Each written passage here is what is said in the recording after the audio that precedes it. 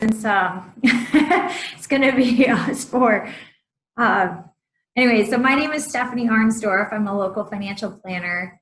And I have been on the Three House board, I think, for about 16 years. I've been a financial planner for 17 as a licensed advisor, and then I had about a year of experience before that.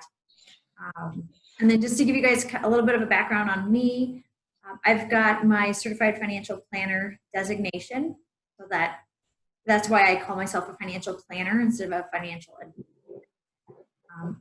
The ADPA, that's a domestic partnership designation, so I have specialized knowledge in that area. So it could be same-sex couples, it could be opposite-sex couples that just aren't married, but that's domestic partnership. That's basically what that means. And then the CRPC, that is the Chartered Retirement Planning Counselor. So it's basically I specialize in retirement planning. I am a business owner, and I have a business partner, and then we have a team of 4 full-time employees. I have 4 children from the ages of 1 to 10, and it all keeps me pretty busy. So, the other thing I wanted to talk about is just to make sure that, I always tell my clients too, like, this is a no judgment zone. Sometimes people are a little afraid to ask me questions because they might think they feel stupid or something that they should know. But I deal with people with all different kinds of different levels of knowledge. So I want to reassure that it is okay to ask me any question. Literally nothing is stupid. So feel free to, for those that are on this call, to kind of let your guard down and don't be embarrassed about asking anything. So Jazz, I wanted to ask you, what is your name, your major, your year in school, one of your best financial moments or skills that you feel you have right now, and your biggest financial concern, if you're comfortable sharing. Okay, so my name is Jazz, and my real name is Yasmin. My major is interior design, and I go to UNI. And my best financial skill moment will be like saving a lot of money right now, and at least I'm trying to. The biggest finance concern, I'll say I have some debt that I'm dealing with, but yeah, that's the biggest ones. Yeah. Okay, cool. Robin or Dave, if you guys want to share, feel free to chime in as well.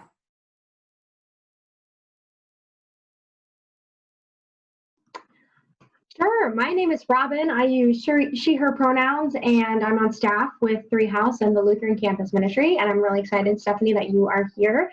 I am not in school anymore, which makes me feel old, but in a good way, and if there's a bad way to feel old. And I think some of my best financial moments is I've got a savings account set up, which is very great, and putting money aside, and working on also paying back student loans and making sure that I am financially stable to give my dog the life he deserves. That's great. Thanks, Robin. Dave, did you want to add anything or no? You're on mute still. There we go. I'm Dave. I am not in school, but sometimes I wish I was again. And my biggest financial concern is every year I have to turn in a report to the bishop and to the district superintendents. And one of the questions on that I've answered for 35 years is, are you within 5 years of retiring?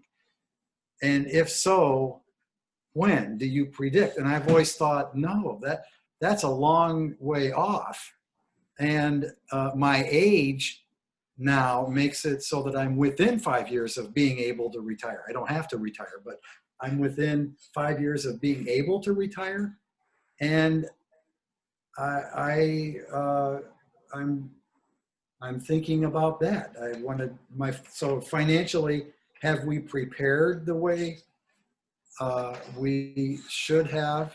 And so when Stephanie talked about the retirement thing, that piqued I want to hear some of these things as refreshers so that I know, I can do some evaluation.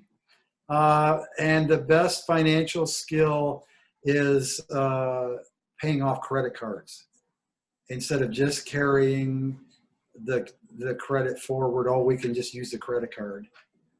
We try now to come as close as we can to paying our credit cards off pretty quickly. Good. Thank you, everybody, for sharing. One of the things I guess I want to help people understand, something that I don't think we probably think enough about, but when you're getting ready to take a trip or a vacation, how would you start? Would you just get in your car and go? Would you do anything ahead of time? Any of you guys, feel free to answer that as a question if you want to.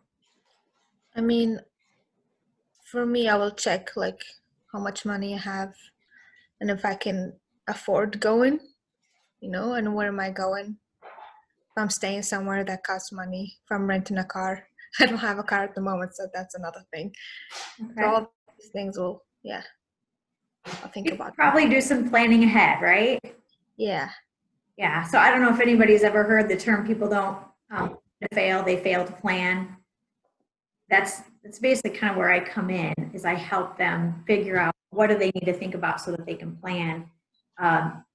Another way to think about it is, for most people, they'd probably, if they're either in an unknown city or they're going somewhere that they really don't know where they're going or they don't know what the road looks like, they're going to probably put it into their GPS system. Because it gives them different routes, like this takes you this long, you can go here and here and here. And then that helps them get there. Well, as things, let's just say there's roadblocks that pop up, then the GPS system helps them recalculate and figure out, okay, well, how do you get around this? What's the best way to do this? So I guess I consider myself kind of like a GPS system for people navigating through life. And anything through life. That's kind of what I'm here for, and that's what I enjoy doing. And my goal is to help people do that as efficiently as possible and with as little stress as possible. So I can't guarantee that you're never going to have any stress in life because that's not realistic. But one of the things that I and my team really try to do is take as much stress away from people as we can, and then just help them navigate the things that pop up in their lives. And sometimes it's things that happen to them. Sometimes it's things that they do to themselves that they deal with later. Sometimes it's just poor decisions, but yeah, so that's what we're here for. Do you guys have any questions about me? All right, so what we're going to do, I'm going to go through kind of an overview of how I give advice, what's important, how we prioritize things, and then I'll get more into saving and spending, go through some more information on student loans. I know there's some questions about debt and credit scores and taxes. I'll touch on taxes. That's a whole nother seminar in itself. So I'm just going to try to touch on this stuff a little bit lightly and answer some of the questions that came into me ahead of time. All right, so we see here, there's a bunch of boxes right now, but one of the things that I tell people is when it comes to your finances, think of it like building a house. This is a strong foundation. There we go. So this right here, this green part is the foundation, and everything above ground is the rest of your house. I'll get into that a little bit more, but if you think about it, when you're building a house, if you don't build a strong foundation and a storm comes up, your house is in a lot more danger of being knocked over or destroyed than a house that has a solid foundation. So we do the same thing financially. The foundation here has more to do with protection, first of all. You want to make sure you've got health insurance, car insurance, renter's insurance, or home insurance if you own a home. A lot of people don't talk about this, but disability insurance and then life insurance, depending on your age and stage in life. So with disability insurance, there's a 1 in 4 chance that you will be disabled for at least 90 days or more from now until you're the age of 65. That's a 25% chance, which is higher than what it would be for like your house burning down. I think car accidents are pretty high. A major health event kind of goes along with the disability too. So yeah, protection is very important. Have you guys seen anybody else experience tragedies or other things that might speak into why you'd want to have some protection? Go ahead and speak up if you do.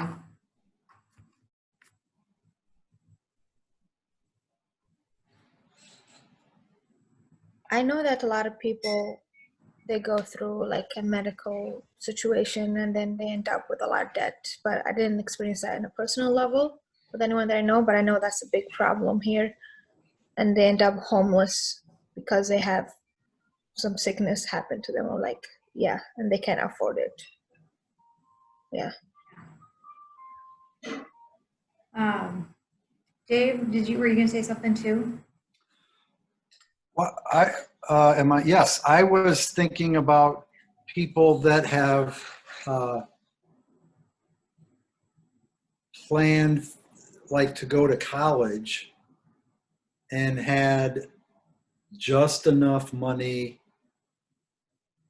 you know, they have one plan for being able to pay for it, and it involves, you know, certain funds. Things change, they don't have enough money, and it becomes very challenging or difficult to figure out what to do. It becomes people become very stressed or hopeless or confused what to do. Mm-hmm.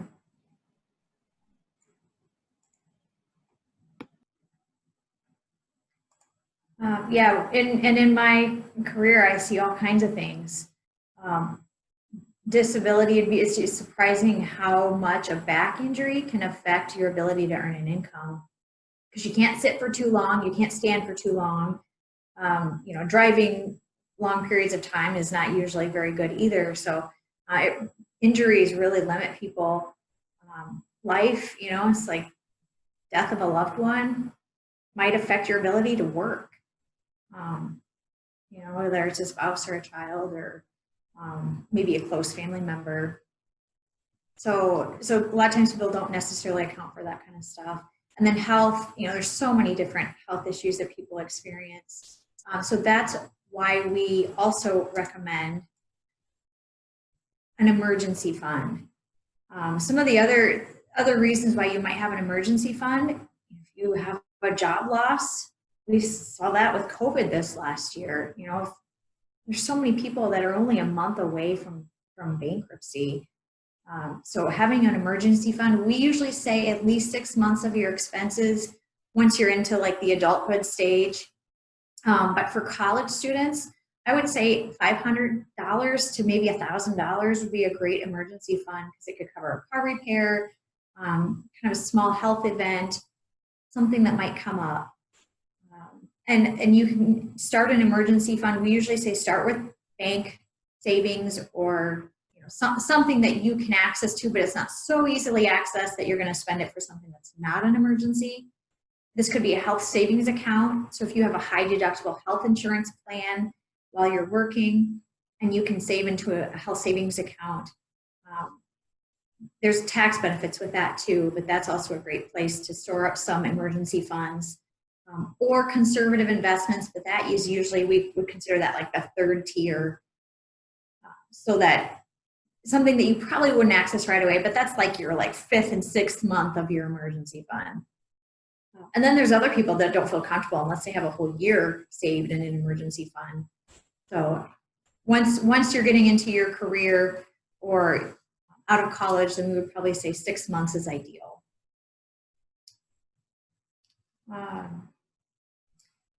Then the next part of that comes your future. So this is what you would have above ground, right? So this is your retirement savings. That can be in the form of a 401k or 403b that you might have through your employer. It could be a Roth IRA. Usually that's something you start on your own. A SEP or a simple IRA, those are usually for either small businesses or business owners. And then non-qualified, qualified basically just means that there's a tax benefit to it. Non-qualified means that it's like a glorified savings account. So currently I have some clients that are saving into a non-qualified account because they're already doing what they can through Roth IRAs and 401ks. So we use this as like their early retirement fund because there's no restrictions on when they can access the non-qualified money. You know, I don't know if you guys know this or not, but I heard somewhere that people spend more time planning for a wedding than they do their own retirement, which can last anywhere from 20 to 30 years. And they also spend a lot more money planning a wedding than they do their own retirement. And in planning, I'm just talking about preparing for it. So think about that. I know it's a long ways off, and so a lot of times it's easy for them to put it off and not think about it because so many other things are more urgent, maybe more important too. But yeah, so retirement is the next step in building your house. I have a question. So Sure. Should a person start thinking about their retirement plan? What age of their life, you know? As soon as possible. I will get into that here. I've got on the next slide, that's a good segue, Jazz. But the next slide, I've got the time value of money so I can show you. But typically as early as possible, although usually we tell people the first thing you want to do is make sure you have your foundation built, right? So get the protection that you need, make sure and get on track for that. And then set up your emergency fund. And once you've got your emergency fund, then you can start saving for other things like retirement. And that's a great time to do that.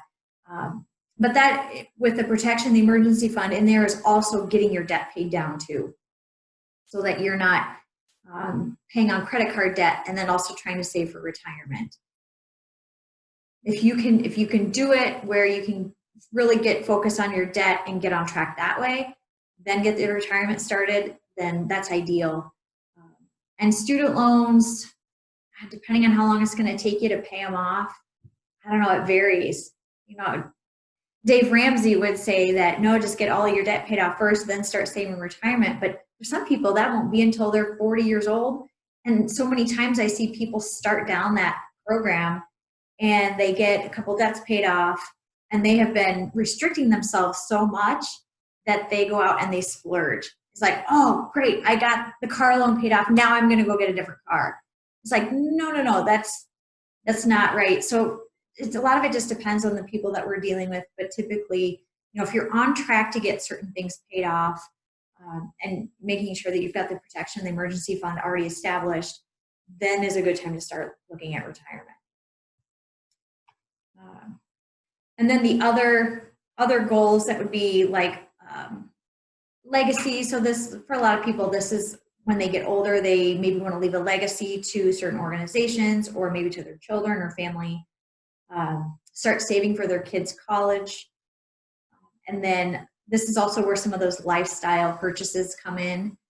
So once you're on track for retirement, it doesn't mean you have to have your whole retirement funded, but once you're on track for saving into your retirement to be able to reach the goals that you want to reach, retire when you want to retire, then that's when you really start looking at some of the other things like, you know, buying a house or, you know, the other fun toys or things that people might want to get as they get into adulthood. All right, so I'm going to go into the time value of money now. So Jazz, I'm sorry, I know this probably isn't really easily seen, but the time value of money. So this is if you start at age 35, hang on a second. Sorry, if you start at age 25, so it's from age 25 to age 30, and you save $100 a month for 5 years, that means you saved a total of $6,000. If you have retiring at age 65, which would be in 35 years, 35 to 40 years, that $6,000 would grow into $180,000 by the time you're age 65. And this is assuming you average 7%, which isn't crazy. It's not the 10 or 12% that you hear some of the other financial people talking about. I think that might be a little too aggressive for most people.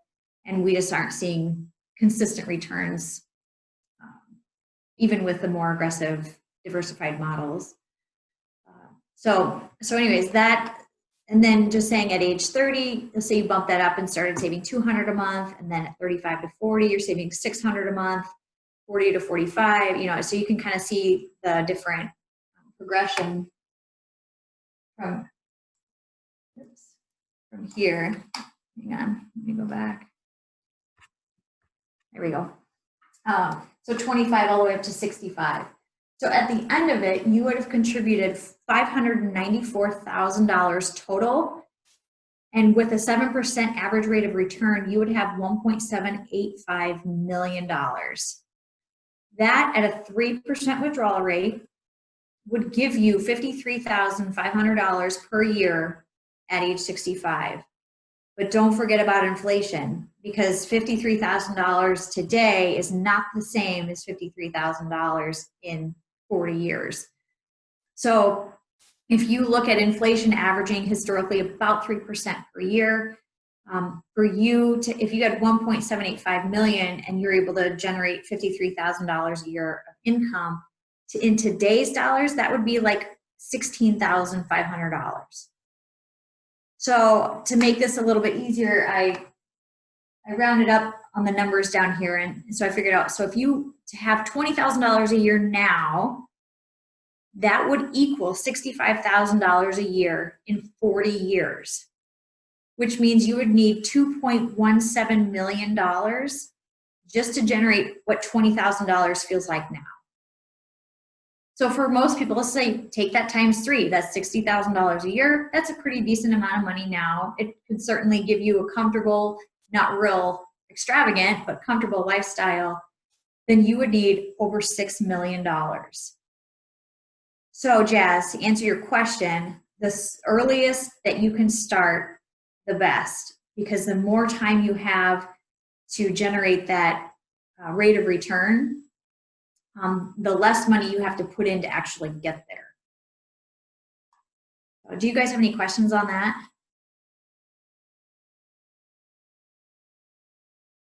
No? Okay. There's historically, withdrawal rates have been suggested to stay around 4% if you want your money to last at least 30 years. There's a 90% chance that your money will last 30 years if you're taking out 4% per year. There's been some studies recently that are starting to challenge that. And so a lot of them are saying that a 3% withdrawal rate once you're in retirement is actually a little bit safer and gives you a better likelihood that you won't run out of money if you end up living longer than 30 years, which there's a lot of people living well into their 90s and even hundreds now. So, all right, so then that brings me to our next section, which is saving and spending. You guys have heard G.I. Joe say knowing is half the battle, right? G.I. Joe is pretty wise. So with saving and spending, knowing where your money is going to go before you spend it is very important. And then knowing where your money actually went after you spent it is equally as important. So call it a budget, call it a spending plan, whatever words you like better.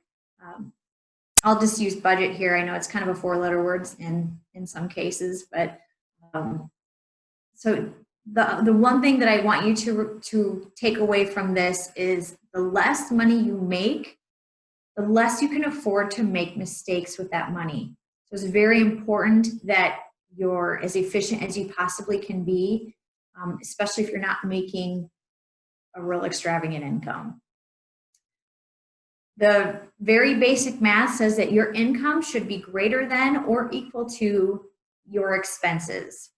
And expenses in this case doesn't mean just, you know, your lifestyle expenses, your fun stuff. It means giving, saving, paying off debt, and then also your day-to-day expenses like housing, transportation, food, that kind of thing. I do have a basic student budget, which I can include. So for those that aren't able to participate today, or even for the ones that are here today, it's a real simple Dave Ramsey budget. So some of the stuff you could probably even find on his website, but I will get that out so that you guys can forward that on to other students. So I just included a little picture of it here. So giving, this is how we should, how do we figure out what kind of a budget we should have, how much goes where? So you should really start with giving. 5 to 10. There's a lot of people say tithing is 10%. You know, do whatever you can. Something is better than nothing, but I mean, shoot for 5% at the very least if you can. Start there, and then build the rest of your budget off of that. So it's like, first you take out the giving amount, figure out something that's important to you, something that's greater than you, or call it the greater good. Start with that, then pay yourself next. So this would be saving or investing. So this might be, you know, building your emergency fund, and then later on this would be retirement saving. 10 to 15%, you should, if you're in your 20s when you start saving for retirement, you could probably just get away with saving 10%. If you're in your 30s, you should probably really aim for 15%. And then if you're in your 40s or later, you probably will need to save 20% if you hadn't already started saving for retirement. A lot of that just depends too on the kind of lifestyle that you want in retirement and the age that you want to retire and your life expectancy. So we've got tools that we run through to help our clients figure that kind of stuff out, because it is so personal based on the clients that we're dealing with. I get a lot of times people ask me, well, I have this much saved. How am I doing compared to everybody else? And when it comes to retirement, there is no standard. It's all dependent upon what kind of lifestyle you want to lead, how early you want to retire, and how long you live. So yeah, there is no general guideline for retirement. Student loans, the next thing you should do is account for any student loans if you have them. And then after that, that's when you figure out, okay, what are my needs versus what are my wants? And it's very important to know the difference. And it can also be different for everybody. So what I think is a need for me may not be a need for you. That may seem more like a want to you. A lot of it is just really what is important to you. Figure that out first. And then if you design your spending plan or your budget based on what's important to you, then you're not going to waste as much money. You base your spending decisions off of what's important to you. And then comes your some of the decisions that you make when it comes to rent or housing. Some of the general guidelines around housing expenses, it should be about 25% of your income, your take-home income. I would really encourage you not to go any higher than that, because then that eats up a really large part of your budget. So while you're in college, learn to sacrifice now, because if you don't have anybody else depending upon you, it really doesn't get any easier than this. Take it from me, once you have kids and you have other people that are depending on you, even when you have a spouse, because your spouse is going to have completely different values with money usually than you do. That's why you're attracted to each other. So when there's more than one of you making decisions, it's a lot harder than just you. So take advantage of the time you have between now and when you start a family, because you're probably going to feel about the richest that you ever felt at this time. I don't know, Dave or Jane, maybe you guys can weigh in on that, but I know that's true for me. Before I had other people to work with, yeah, it was so much easier to make sense. Absolutely. 4 kids. Yeah. Yeah. Yeah. Because your priorities shift. Right. And it gets so much harder to save money. Yeah. And the same goes for working too, not just with spending, but after I graduated from college and started a career, I got a second job because I wasn't working on the weekends. And if I wasn't working on the weekends, it meant I was probably playing. So if you're not working, you're probably going to be spending money. So take advantage of that too. Even with working, is find another job, make as much money as you can. I mean, we all still have to have some sort of balance too, but it's so much easier to sacrifice when you're the only one making the decisions. So this is going to be about the best time you have to set yourself up well is between graduation, getting your job or your career, and then to the point where you start a family. Yeah, more free time is more money spent. I think I already kind of covered that. The other thing too that's important to know, just because it's urgent doesn't always mean it's important. So sometimes we get caught up, let's just say, your friends call and like, hey, we've got a concert we're going to, it's this weekend, and it seems very urgent that you make this decision. Is it worth going into debt for? That's up to you to decide, but just know the difference. Urgent is not always important. And what's important isn't always urgent either. That's another hard part with retirement. It's definitely not urgent, but there will come a day when you will be unable to work. And retirement isn't always a choice. There's a lot of clients that we have that are forced into it, usually due to medical reasons or health. Physically, they can't continue to do the job or the career that they've done. And, I've got some clients right now that were laid off from COVID, and they're having a really hard time finding a job. So especially when you're in your 50s or 60s and you're looking for another job, your potential employers, it gets reduced quite a bit because you're now the most expensive person out there. Yeah, you have a lot of experience, but your employer has to value that. So yeah, I do have some clients right now that are struggling because they weren't ready to retire yet and they can't find a job, and certainly not paying what they were making before. So fixed versus variable expenses. One of the things that we do that I found very helpful is, so we have all of our money go into a main checking account, and all of our fixed expenses are set up to automatically get paid out of there. Utilities, mortgage, the stuff that comes every month. That's usually pretty typical. And then for our budget, we have a certain amount per month that we want to spend on gas, groceries, household, and fun. And so we set up a separate bank account and then I just have twice a month, every 2 weeks, I have a set amount of money going into that bank account. And that's what we have a debit card for. And so that's what we'll use for these things like gas, groceries, fun. So we know if the account's getting low and it's at the end of this 2 weeks, then no, we're not going to go out to eat yet. We have to wait until we have the money hit again before we can do that. So that has really helped us stay within our budget for what we want to spend on the things that it's harder to control.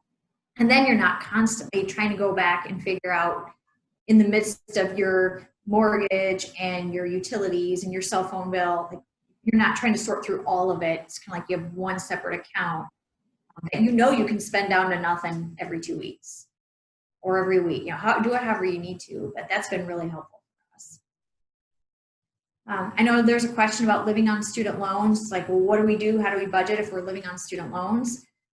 Kind of the same thing. Give yourself an allowance so you don't blow it all up front. Because I think you usually get that at the beginning of the semester. So have it set in a separate account and then just, funnel a certain amount every week, every 2 weeks, once a month, however works best for you, so that you can spread that out over the length of either the semester or the year that you have it.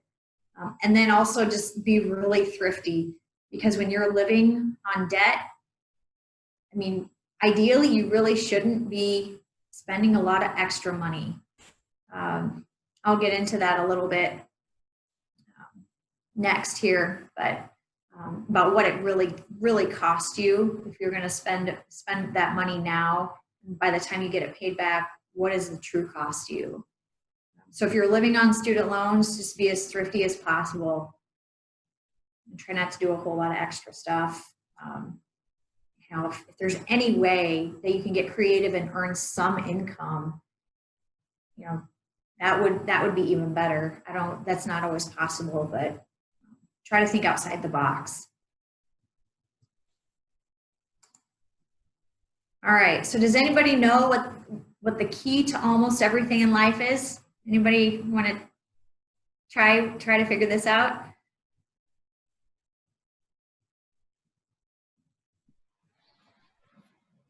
Chocolate. Well, you make a very good point, Dave. You could include that too.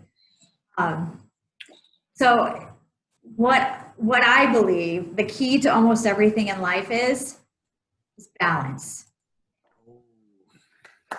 Call it moderation, whatever, but life balance, very important, especially if you have other people like a family or someone. You can't just throw everything into work and never be home. You're going to lose your life. Same thing for vice versa. You can't just spend all your time having the fun and doing the stuff that you want to do. You have to work to earn an income, unless you're a trust fund baby and you're set up for life, maybe. But still, we all need balance. And work-life balance is probably one of the hardest for a lot of people to get. Because I see some of you nodding your heads.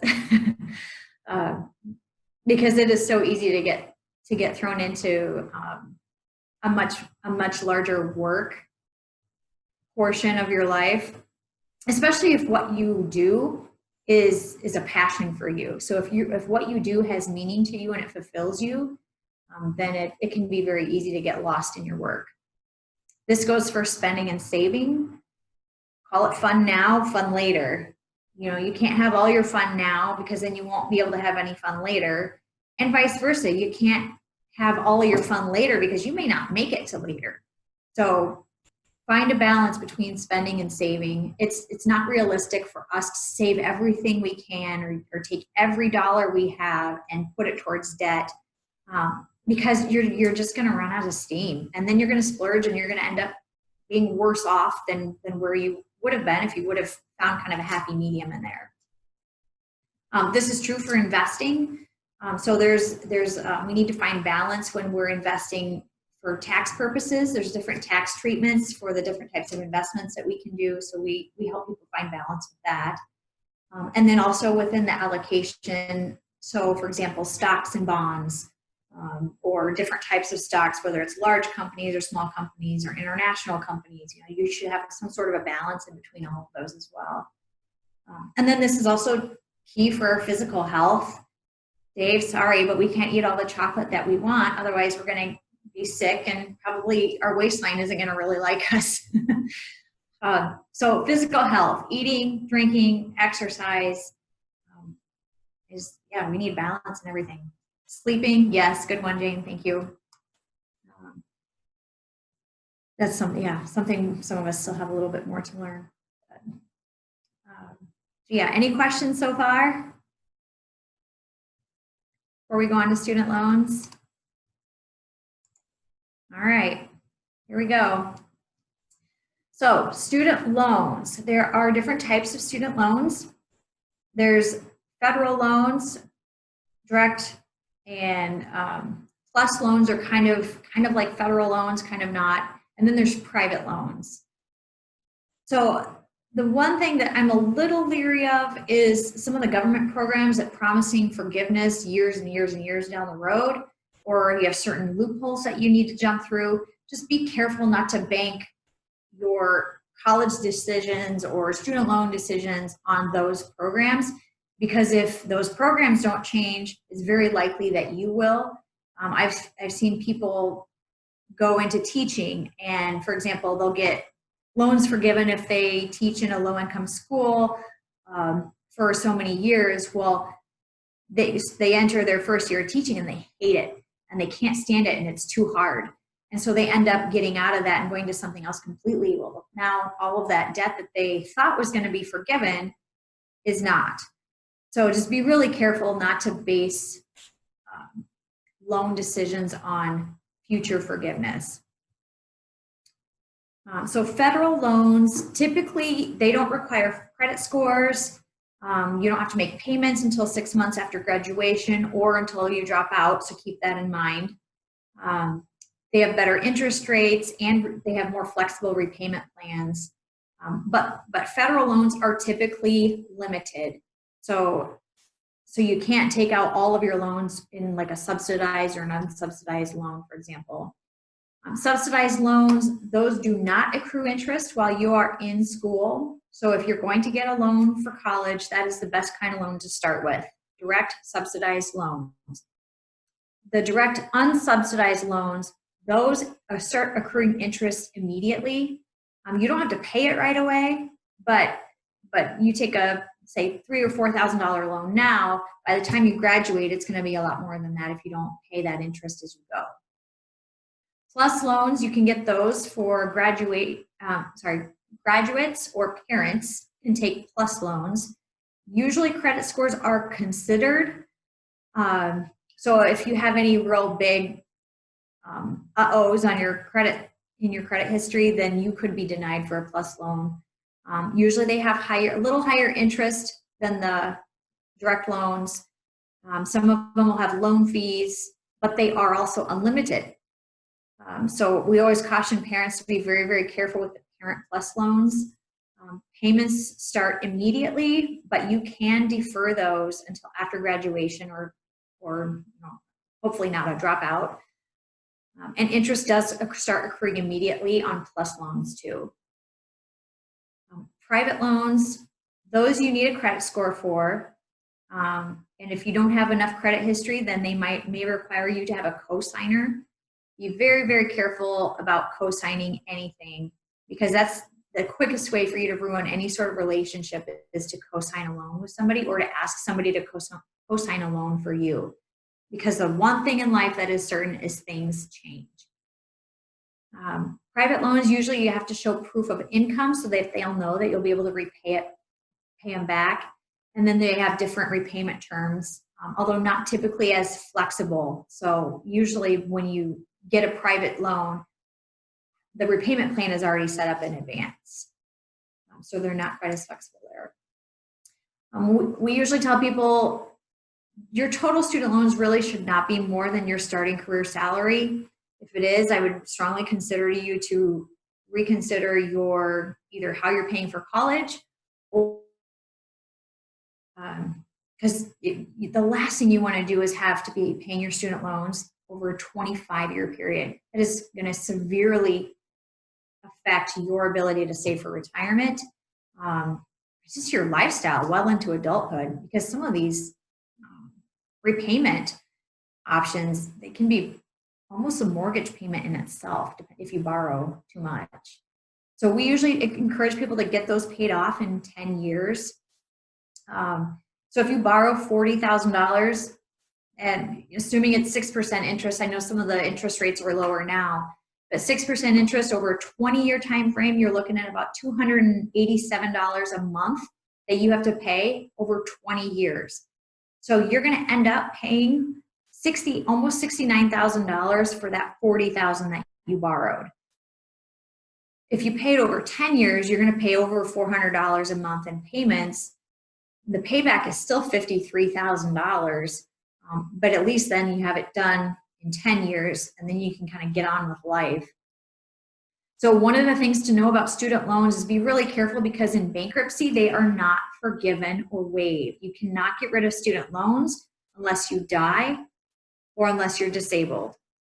Or if you happen to qualify for one of those loan forgiveness programs that they have going on, assuming those are still in effect by the time you reach it. So student loans is very, very difficult to get rid of them unless you just pay them back.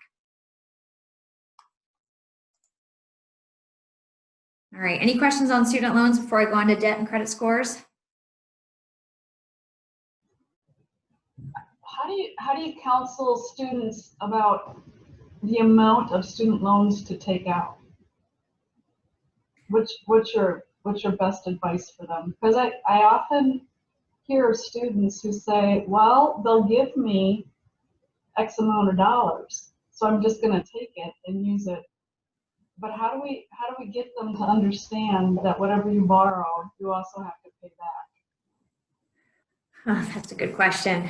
I know there's a whole system issue as far as high school students that need more education around college, and even parents too, because it's really hard for students to go to school these days without getting loans unless their parents did a really good job of planning ahead for them. So I know it's, or unless you're willing to delay going to college. But I would say to that, I would say do not borrow more than you need. If you need money to pay rent, then especially for undergrad, work to pay for your living expenses, and use student loans to pay for your tuition. I would also encourage people to move off campus. It's usually a lot cheaper. Sure, go there for your first year. If you're that's kind of the traditional student, go there for your freshman year. You make your friends, and then move off campus after that, because you don't need the amount of food that they're charging you for with your meal plans, nor should you be eating that much anyways. Like my first year, gosh, I think we spent so much time in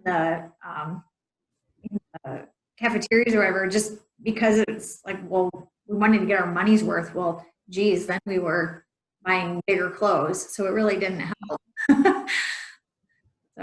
So I would say only take as much as you need to pay for school and work for the rest of it. There are so many jobs out there that you can get that can get you through. Qualify for work study, that's great too. But do something to help pay for just your normal expenses.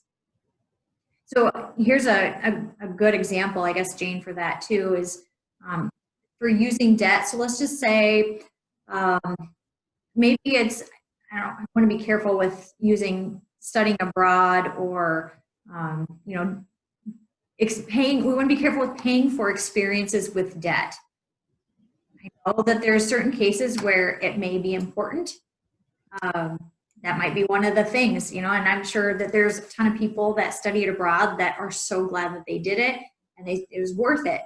And that may be the case. You just have to make sure that you have thought through the consequences of that for yourself and decide, is that important to you or not, before you go into a bunch of debt for some sort of an experience.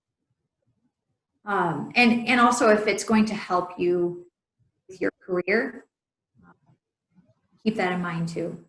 But let's just say, so only $3,000, kind of going back to that 20 years at 6% interest, you're going to end up paying over $9,600 for that initial $3,000.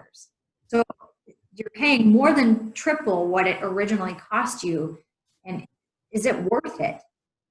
If it is, great, but watch out in getting into that debt trap for cars, credit card debt, major purchases. It's really hard to get off of that cycle once you let yourself get on it. So pay off your credit cards every month if you use them. If you don't, that's even better. You can try to use your debit cards and only spend what you know that you can pay for. Yeah, Jane, does that kind of answer your question a little bit? Oh, absolutely. I think advising to use the student loans for tuition and working for your living expenses. It's a great way. You know, I'm old enough that I could work in the summertime and pay my tuition and my living expenses. And you can't do that anymore. Yeah, it's a lot harder. So if you're going to work in the summer, make sure it's something that's going to benefit you. You know, don't go back home and lifeguard unless your career goal is to run a pool or be a professional lifeguard, maybe, I don't know. But use your time wisely while you're in college. Don't go back home and do something a high school student could do. Try to get internships. Learn about maybe the careers that you're interested in. Do something in that field so you can get kind of a taste of whether that's something you would want to do or not. And going back into that debt trap for cars, there's some people that are of the thinking that you always have to have a car loan. That's not true. If you can avoid that, do it. Pay cash for as much as you possibly can. I'm not going to be as extreme and say that you shouldn't get a mortgage because, I mean, realistically, most of us wouldn't be able to get a house ever if we didn't have a mortgage because rent usually costs just as much. So you know, there's some debt that it's okay. I'm not as extreme as Dave Ramsey is with all of that. We have to look at reality. But toys and major purchases, yeah, pay cash for that stuff. It's really hard to get ahead if you let yourself get behind. Credit scores, there's annualcreditreport.com is the place where you can get your truly free credit report. You don't have to sign up for credit monitoring protection like freecreditreport.com. A lot of times you have to sign up for things in order to get that. So the annualcreditreport.com, ideally you should be checking this once a year to see that there's nothing on there that you didn't actually do, or if there's anything out there that you forgot about that you can cancel or get rid of. To have a credit score, usually between 700 and 850 is ideal. I think 850 is perfect. 700 to 850 is really where you want to be if you want to take advantage of getting the best interest rates. When you're getting a mortgage, obviously housing, or even just renting. I think a lot of times there's people that are asking for credit scores if you're going to be renting. Any loan that you get, your credit score is going to come into effect. A lot of times insurance will look at your credit score because really the credit score is more about how responsible you are and with debt, but just in general, kind of like your GPA for school. It doesn't really say how smart you are. It's more about how responsible you are. And there are some jobs that will ask for your credit score too, depending on what it is, or what field it's in. So bottom line, credit card debt, do not fall into that trap of carrying that over from month to month. Same thing with cars. I want to go back to the buying a car too. We usually tell people that, you know, unless you're on track to reaching all of your goals and want to buy new cars, if you can afford it, great, go for it. We'll help you do it. But if you're not at that point yet, especially when you're first starting out, 3 to 4 years old is kind of a sweet spot for a reliable, almost new car. But the best deals are usually the cars that are getting up to 100,000 miles. There's something in our society that says that once your car hits 100,000 miles, you have to get rid of it. So there are so many great cars that people are getting rid of, and they've already lost a lot of the depreciation. So if you can find a car somewhere between, say, 80 to 100,000 miles, or maybe just over, those are going to be the best prices, and still for reliable cars. Again, try to pay cash for that. Don't drag out a car loan. If you do have to get a car loan or you decide to, do not drag it out for more than 3 years. You know, I see people getting 5 and 7 year car loans. It's like they're still paying for the car when they no longer have the car. Or the car is worth a lot less than what they have left on their loan. So that doesn't really make sense either.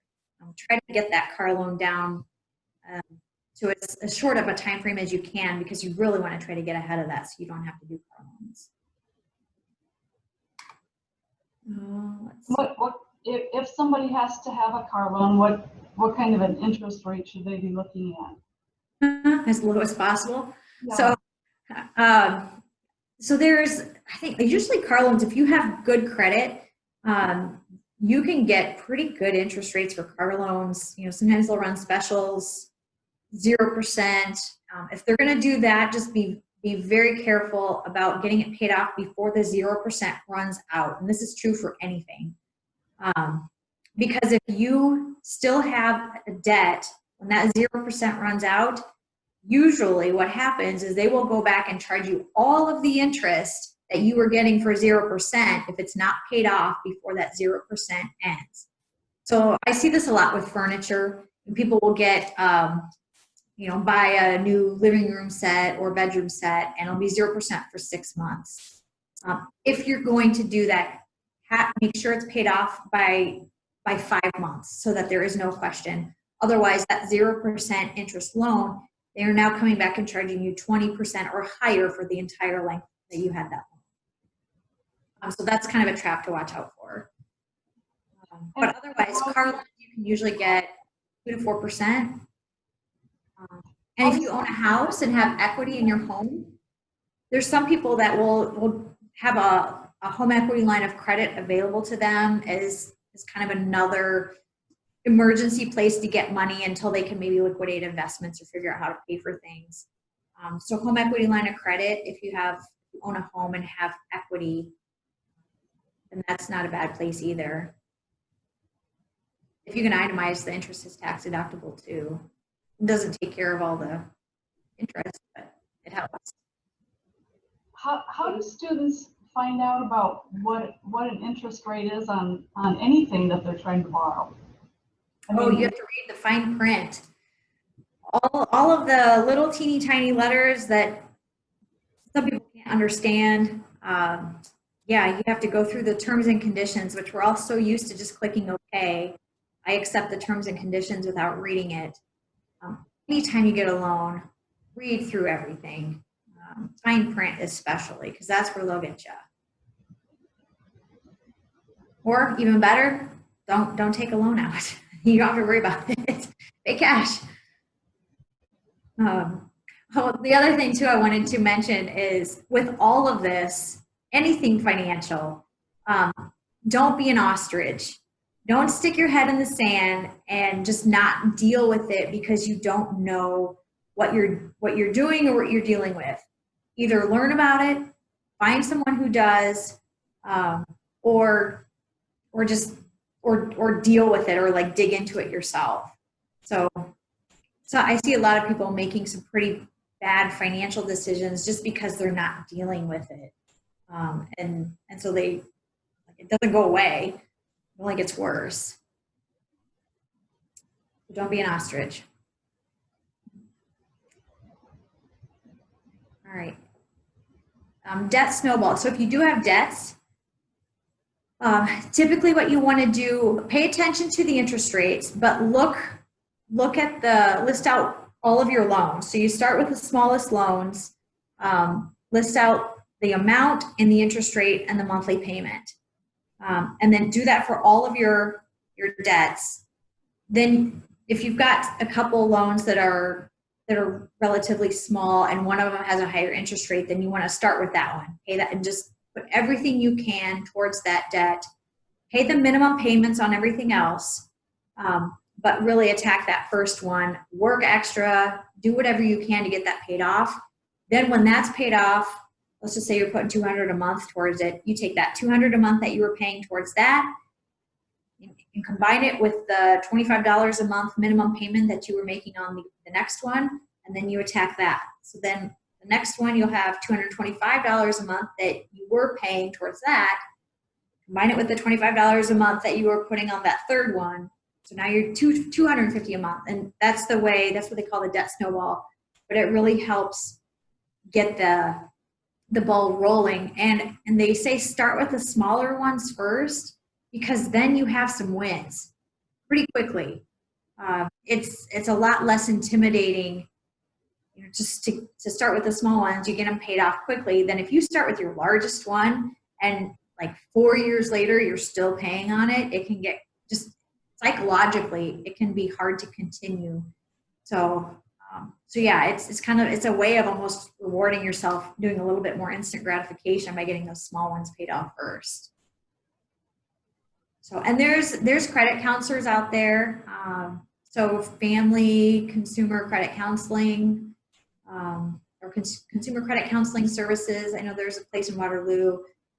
I've taken clients to before that had a lot of debt, and 4 years, and she had everything paid off. I mean, you pay them a monthly fee, but they can negotiate your interest rates and things like that. So that's not really something I do a lot of.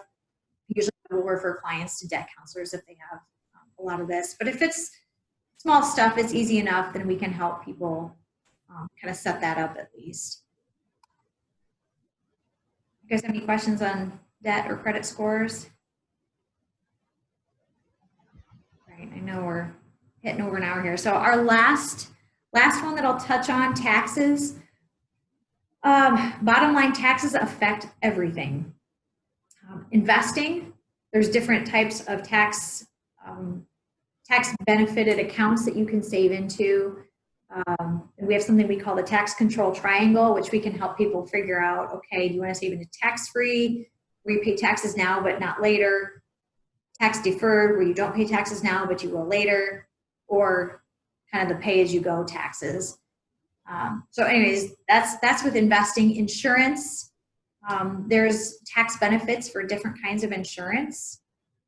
A lot of times you won't pay income taxes on the health insurance, especially if it's through your employer.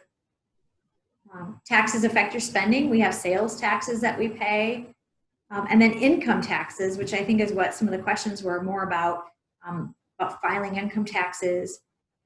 Usually I'm going to tell you just to use a professional. I don't even do my own taxes. I probably could. I know enough to be pretty dangerous, but it's, at the end of the day, it's one of those things that I don't want to spend the time on, and I'm a lot more likely to make a mistake than a professional would be. So even for me personally, I use a professional. I think the UNI School of Business, I think they'll do them for free or for very, very little cost.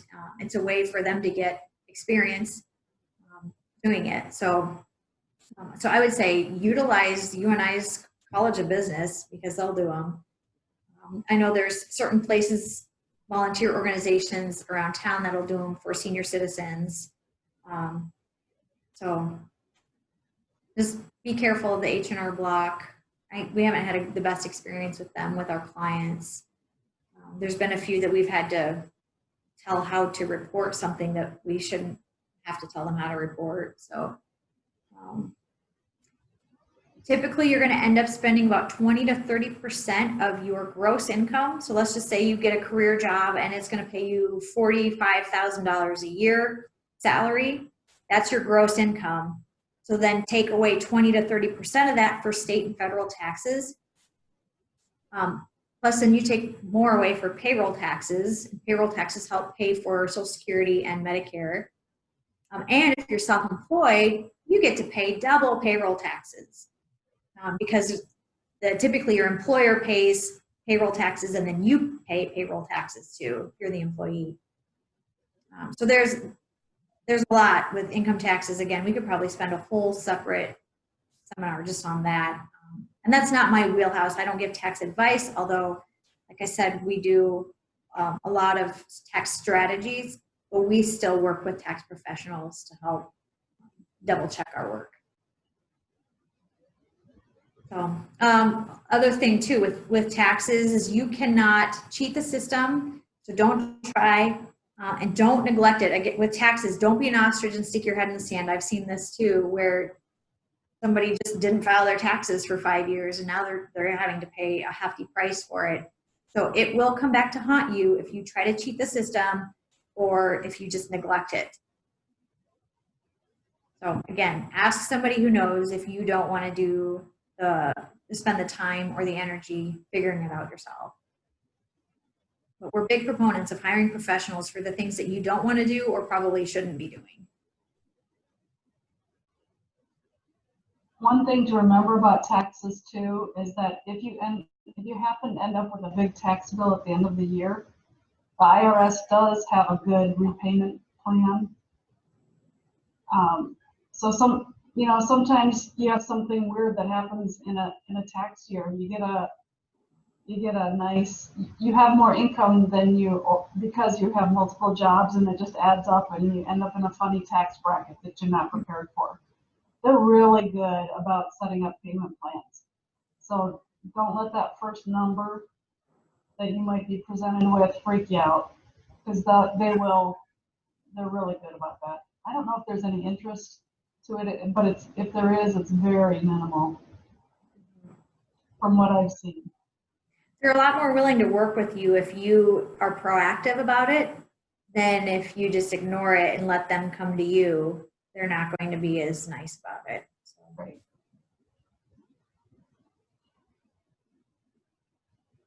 All right. What questions do you guys have? Anything?